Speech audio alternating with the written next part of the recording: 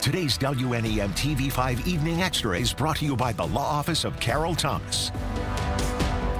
Thanks for tuning into TV5 Evening Extra. Getting out in front of data centers. The Saginaw City Council has unanimously approved a resolution that temporarily enacts a blanket prohibition of data centers in the city. This will be in place for 6 months. TV5's James Felton shares how this resolution started. Feels good to have unanimous approval. It means that the whole council was in support of at least taking a step back and making sure that we're developing policy responsibly. Saginaw City Council member Carly Rose Hammond talking about the vote to pass a resolution placing a 6-month moratorium on the development of data centers. We're seeing data centers across the state and across the country right now that consume enormous amounts of resources coming into communities with seemingly no warning. And when you're in municipal government, it's really important to take proactive steps to have responsible development and regulation. As of now, Saginaw hasn't received any applications for data centers. And that's why Rose Hammond tells us this is the perfect time for city leaders to take action. Once you have an application in, if you try to go back and change the policy after you have an application in front of you, there could be litigation. And from what we've seen in Saline around that massive data center, there was litigation brought out by a data center company. Rose Hammond is expecting to see stakeholder meetings and community meetings led by the city over the next 6 months to develop a comprehensive policy. She says her biggest interest is looking at how data centers are going to potentially move from greenfields, which is agriculture sites, to brownfields, which is post-industrial sites. What I'm hoping to see finalized 6 months from now is a really comprehensive policy dealing with data centers. And if this is an industry that has seemingly infinite money, that if they're going to come into Saginaw, they do it responsibly and as a piece of infrastructure that benefits the community long term. James Felton, WNEM TV5. And Bay City passed a similar resolution to develop standards for data centers last week.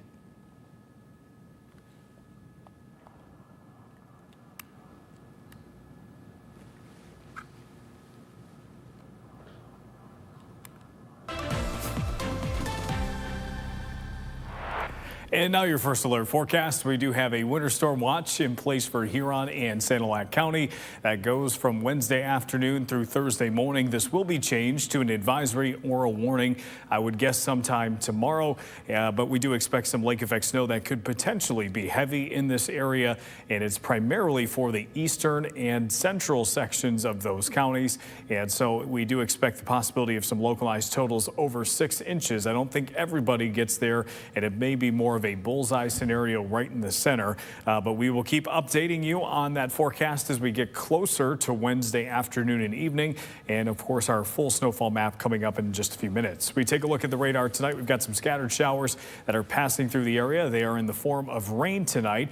Those showers are likely going to cause little trouble as they move through. Our temperatures are still well above freezing, and we do not expect any slippery roads as they move on by, and it looks like we'll stay above freezing for most of the night. A look outside of downtown Saginaw shows that the streets are damp. Our temperatures around the area are in the 30s and 40s. 41 in Saginaw, 42 at MBS and Freeland, 42 in Flint, 37 in Marlette, and 37 in Gladwin and Standish. Our temperatures at least a little bit warmer than they were at this time yesterday.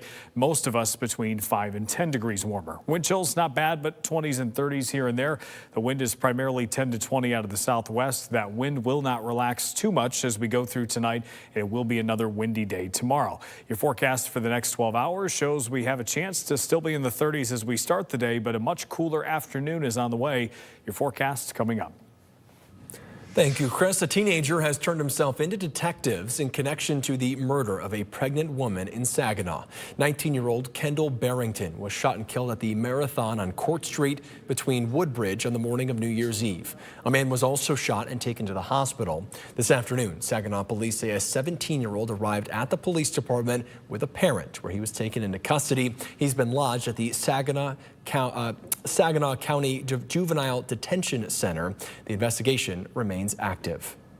Leaks and exposed pipes at the Flint Police Headquarters led to the city to take action and test the building's air quality out of fears of mold exposure. Mold can be deadly to some, and the pictures of the plumbing worried city leaders as they hope to boost morale and retain police officers. Tonight, we now know the condition of the air. TV5's Zane Omer reports. The results are in for mold testing ordered at the Flint Police Headquarters. There was some fungus on the walls and stuff, and it was very minute, and they said it was fine. It was under the radar. According to results shared with TV5 from the city, IEQ Management Services conducted the test, finding nominally elevated levels of Stachybotrys, a type of greenish-black mold, in the west office and basement hallway. However, the peak raw count concentration of 3 mold spores is not considered significant. The tests also found acceptable air quality at all other sampled locations at the time of testing. Was some wallpaper removed? Yep.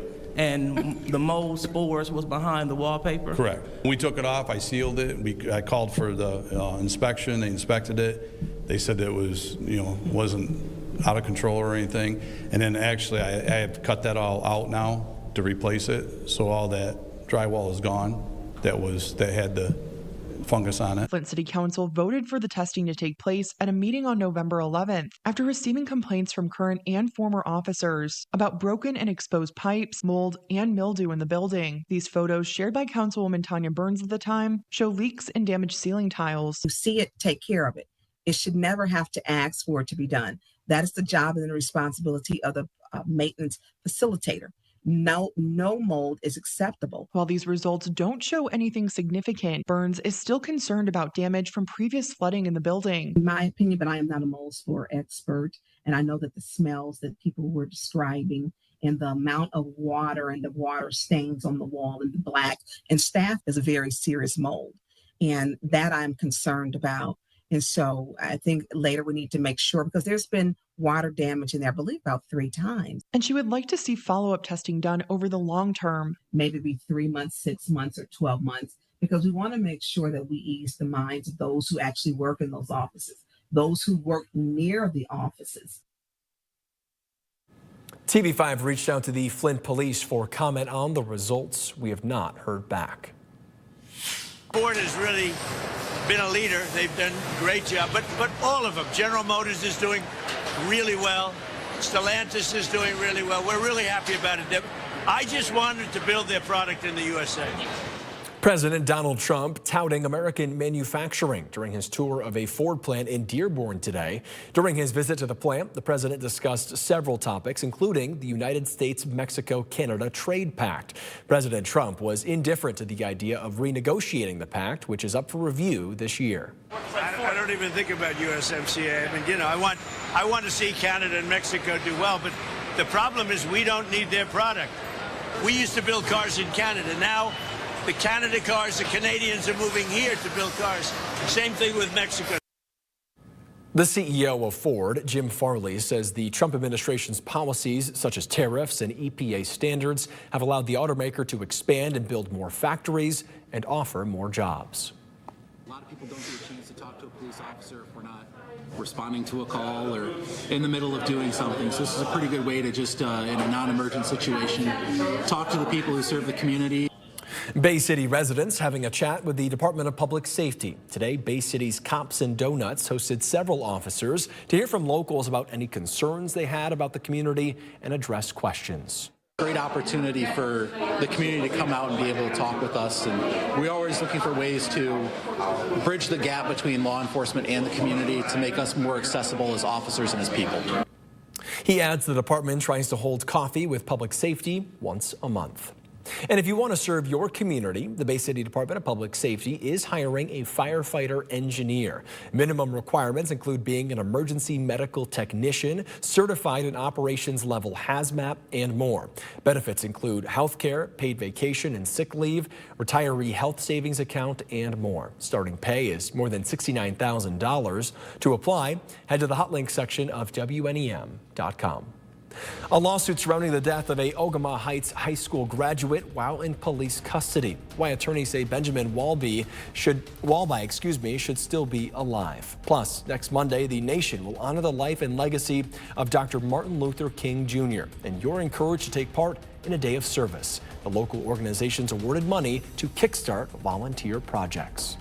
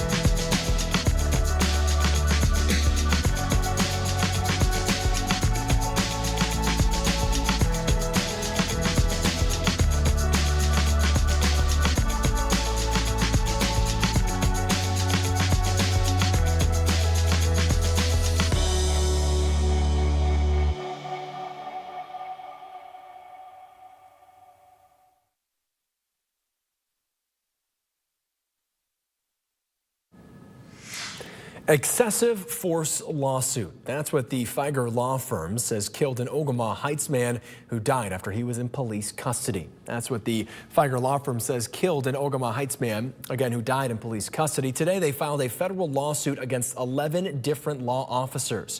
TV5's James Felton reports. When you read some of the articles that came out around the time of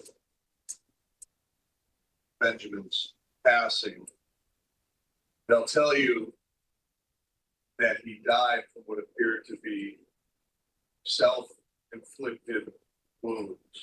And that's not true. Feiger Law managing partner James Harrington says there's a lot more to the end of Benjamin Walby's life. The 22-year-old from Ogama Heights died after being in police custody. According to Harrington, Walby was having a mental crisis while attending Michigan Tech in March of 2024. Police officers from Hancock and Houghton responded. Harrington says the officers discharged their taser 17 times, and eventually Walby was hogtied, a measure that Harrington says is banned by every police agency in the country. They put him into a position to where he couldn't breathe, compounded by nearly 18 minutes of being detained in this position. Walby went into cardiac arrest. He was taken to the hospital. He lived for nearly 14 days on a vent, and his body ultimately gave up.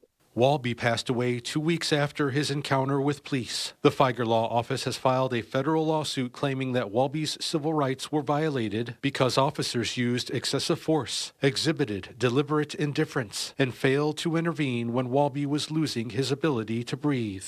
They missed every opportunity to try to save him. They made every wrong choice during this encounter, and they killed him. The officers killed him.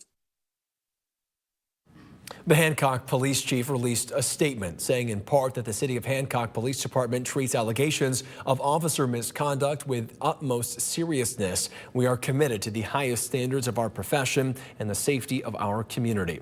We are legally restricted from discussing matters in active litigation and therefore cannot provide details at this time. However, we express support for our officers who face a dangerous and high-pressure situation. Our department continues its cooperation with the legal process just as we have since this incident occurred. We appreciate the patience of the community as we allow all the facts to be established in court, unquote. A major investment expanding pre-K classrooms statewide. The Michigan Department of Lifelong Education and Advancement and Potential awarded Great Start Readiness Program startup grants worth $9.7 million. The money will help open or expand 246 pre-K classrooms in an effort to lower child care costs and increase access for families. New classrooms will get $40,000 each, while expanding classrooms will each get more than $17,000. To learn more about pre-K for all and to find a program near you, just head to the hot links section of WNEM.com. Nearly $10,000 will support local projects led by volunteers during Martin Luther King Jr. Day of Service. To honor the legacy of Dr. King, the Michigan Community Service Commission is supporting 20 volunteer projects across the state addressing community needs such as food insecurity, homelessness, environmental stewardship, and supporting youth. Local recipients include Elma College, the United Way of Genesee and Bay Counties, and the Zeta Beta Zeta sorority in Flint. Good Samaritan Rescue Mission in Bay City will open as overnight drop-in center beginning tomorrow. There's space for 35 unhoused people who will get a meal, be able to take a shower, and do their laundry while having a place to stay safe from 6 at night to 8 in the morning daily. Rescue Ministries of Mid-Michigan hoped for a December 1st opening, but that was pushed back to finish work on the expansion and get inspections done. And winter storm watches are in place for Huron and Sanilac counties, the only two counties that are under those watches, and that goes from Wednesday afternoon through early Thursday morning. That will eventually be changed to an advisory or a winter storm warning. My gut feeling says advisory, but both are on the table. And there is a chance for some locally heavy lake effect snow during that time, some of which could produce some localized totals of over 6 inches. And the gusts will be around 30 to 35 miles per hour as well. So there may be some blowing snow snow combined with that. As far as your forecast goes tonight, everything seems like it's dry for now along US 10. The parking lot a little damp, but we do have some showers that will be returning. So we may see some areas see the rain return. It seems like it's generally south of US 10 for now, going through Saginaw County down to the south towards Shiawassee and Genesee County as well. And also Gratiot County seems like we're getting some showers, but they're rain showers tonight, as we do expect our temperatures to stay above freezing and well above that mark for the next several hours. We've got two fronts coming through, the first of which is producing these showers, the second of which is hot on its heels and is likely going to lead to the bigger cool down tomorrow, and also just generally snow showers through the day Wednesday. Your hour by hour forecast through tonight shows mid to upper 30s over most of the region through the first half of the night.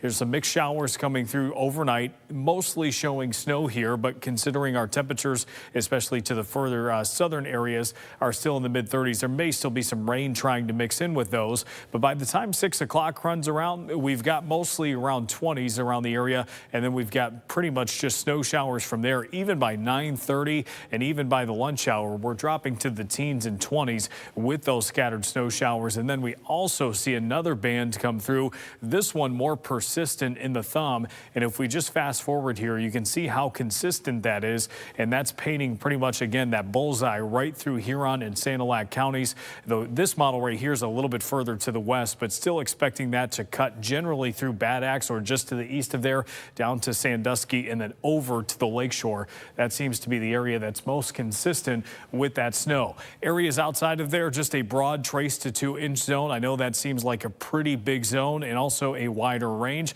but with that scattered nature of the lake effect and the potential for some snow squalls to be embedded within there too, I think most are less than an inch, but maybe you get a locally higher snow squall coming through that could produce an isolated total around 1.5 inches, maybe up to 2. It's this area right here, those central and eastern portions of those counties, once again, that we have about 2 to 6 inches of snow expected, maybe locally higher if we get some snow really going as we go into Wednesday night. These totals could shift a little bit further to the west or a little bit further to the east, depending on the wind direction that we ultimately see, typical lake effect activity. And so we will be monitoring that for any changes here over the next couple of forecast cycles. Your forecast for the next 7 days shows temperatures will drop off to near 20 on Thursday. We've got teens early next week, and scattered snow showers will be possible many of those days. Thank you, Chris. As we count down to America's 250th birthday, we're highlighting what happened on this day in history. In 1976, 50 years ago, the U.S. men's Olympics hockey team played an exhibition game against the Saginaw Gears. The teams took the ice at the Saginaw Civic Center, now known as the Dow Event Center. Team USA won the game by a score of 7-5. The contest served as a warm-up for Team USA ahead of the 1976 Winter Olympics in Austria. The U.S. finished 5th in that tournament. When I heard the number, I was actually quite blown away. 500 feet is an incredible thing to survive.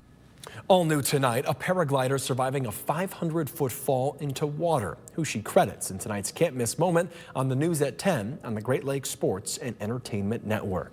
Then on TV5 News at 11, how higher education means higher economic activity in Michigan. We break down some key numbers. Also at 11, how artificial intelligence is helping train the next generation of medical students on having an approachable bedside manner.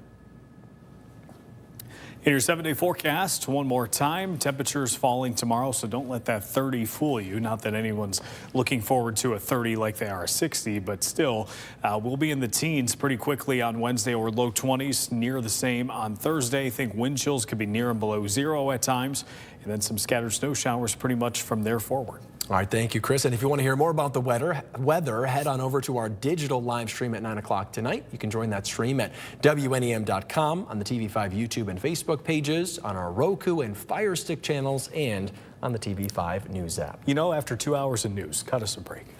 You know, we're running out of words at this point. Thank you for watching WNEM Evening Extra. Keep up with us as the news breaks online, on our app, or on social media. We'll see you on TV5 at 11.